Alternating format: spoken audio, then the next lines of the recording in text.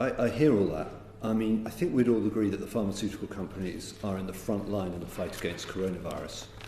How is this helping these companies such as GlaxoSmithKline, which I gather has been written, the HMRC has sent warning letters to nearly 1,500 self-employed contractors at GlaxoSmithKline. How is this helping ease the burden on that business?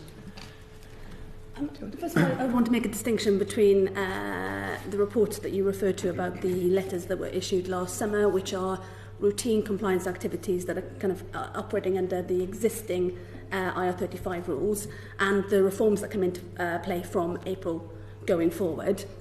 HMRC has taken significant steps to put together a package of support to support businesses. So we are holding one-to-one calls with every large business to talk them through how these changes are expected to roll out, and to make sure they're putting the right systems and processes in place, and to be able to answer any questions they You're having have. those calls now? We are. Is that a good use of that time in the middle of a crisis like this? Well, we are. The calls are not mandatory for businesses. They are an offer for businesses that we stand ready to support them if they've got Maybe any I can ask the uncertainties. Treasury, is that a good use of business time in a time like this? Is that what we mean by easing the burden on business for people having conversations with HMRC? So the support is there for them if they need help in implementing the reforms. I would say there is also a considerable amount of further support available for businesses through time to pay. There is a new small business support scheme. There is lending support.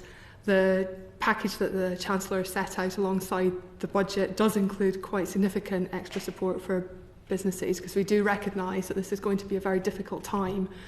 I would also say, just because you've particularly mentioned pharmacy, I think it is worth saying that the Department for Health and Social Care is working very closely with the Pharmaceutical Services Negotiating Committee and the NHS to make sure that we're prioritising the right services that community pharmacy are providing, to ensure that those are the most important things for supporting patients through the current outbreak. And they are suspending other things to try and relieve that pressure. So if I may